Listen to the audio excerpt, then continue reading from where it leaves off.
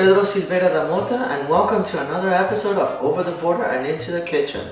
Today we're gonna cook a typical recipe that I usually eat back in Newhall, which is Arroz con Carne. So first off, what we do is we turn on at a small heat, just so it heats up the frying pan, and we put some olive oil. So when we put the meat, it's already like nice and warm. And the same thing we're gonna do for the rice.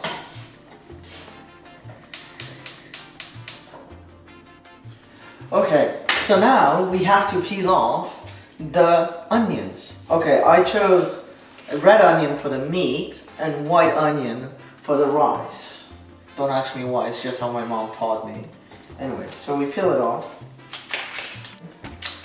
For this recipe, since it's only for 2 people or for 1, well, I eat a lot, so yeah, you just need half the onion.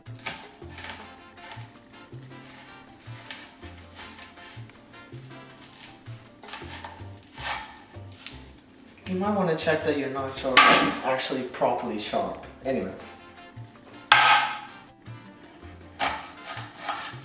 Yeah, as I was saying earlier, make sure your knife is actually well sharpened, because cutting these things with like blunt knives is a headache.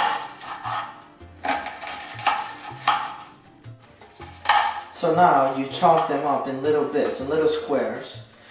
Honestly, the smaller the better, because then you don't feel like you're actually eating onions with your meat or the rice. So yeah, I know there's better techniques to cutting all these in squares, but hey, you gotta make do with what you have anyway. Now you grab the white onion and you put it into the pan where you're gonna cook the rice. I mean, the pot.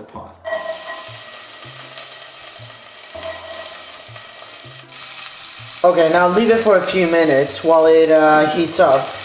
Leave it until you see like it becomes like a bit of a seafood color, so to speak. So anyway, while those toast, we're gonna get these ones, the red ones, the red onions, for the meat.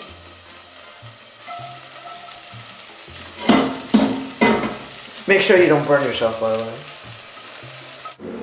Okay, so now you grab the rice. You pour it in a mug. I mean, 1 mug should be enough for 2 people. But if you're hungrier, then feel free to like make another mug, basically. So yeah, so you pour it in with the onions still frying. So fair enough. Once you have the rice cooking over there, you grab the meat. Sometimes, obviously, it's going to be frosted like this. So the only thing you do is you just leave it a little bit longer in a very, very low heat, so it cooks properly. So that's what we're going to do in this case. So here you have 1 piece, and here you have the other. So yeah, so now you just leave it all to cook a bit in a very low heat, like I said.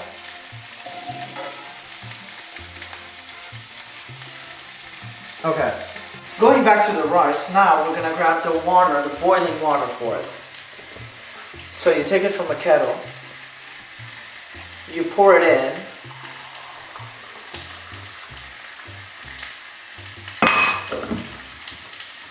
And then pour it into the rice. Note that if you're going to use 1 mug of rice, then you have to use 2 mugs of water. It's always double. Okay, so once you've added the water into the rice, you stir it up a bit. And then you pour in around like 2 teaspoons or 3 of salt, and you stir it up again, and then you close it up with the lid. Okay, so now, once you've done all this with the rice, you have to turn up the heat a bit. Like usually, if you're cooking on a Newhall kind of kitchen, you want to put it like at 4 or 5, at this stage, obviously. And on the meanwhile, we just keep an eye on the meat. Okay, so now you grab the soya sauce and you pour it where the meat is. This is just to emphasize that kind of like sweet flavor that the red onions give the meat. So obviously now you have to spread it through the pan a bit, so both sides actually get the soya sauce. So basically, once you've been cooking for a while, you come back to the rice and you check that the rice has actually like absorbed all the water. That's when you know that the rice is ready. And funny enough, for once, the meat is actually ready at the same time as the rice. So now, if you'll go to the table with us, or if you'll come to the table with us to be correct, or join us at the table. If you would join us at the table, whatever. Anyway, you got the picture. So once we're done cooking, we can finally actually enjoy the meal, yeah? So, here you have the rice, and here you have the meat. Okay, now this is optional. You don't need to do it if you don't want to, but I'll do it because I like it. You can buy these herbs at Tesco and put them on the meat.